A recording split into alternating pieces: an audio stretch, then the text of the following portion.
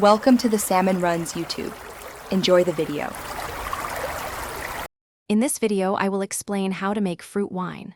First, select ripe, flavorful fruit like berries or peaches. You'll also need sugar, wine yeast, and water. Ensure all your equipment, including the primary fermenter and airlock, is completely sanitized. This crucial step prevents unwanted bacteria from spoiling your delicious homemade wine. Let's begin. Next, prepare your fruit.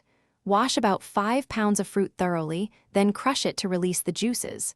Combine the crushed fruit, 2 pounds of sugar, and 1 gallon of water in your sanitized primary fermenter. Stir well until the sugar dissolves. Now, add your wine yeast, seal the fermenter with an airlock, and let it ferment for 5 to 7 days. After primary fermentation, it's time for racking. Carefully transfer the wine from the primary fermenter into a clean, sanitized secondary fermenter, leaving behind any sediment. This process, called racking, helps clarify the wine. Seal it with an airlock and let it age for 3 to 6 months. Patience during this stage improves flavor and clarity. Finally, stabilize your wine to prevent further fermentation. Add a small amount of potassium metabisulfite. If you prefer a sweeter wine, now is the time to add a bit more sugar to taste. Once stabilized, carefully bottle your fruit wine into sanitized bottles, leaving about 1 inch of headspace.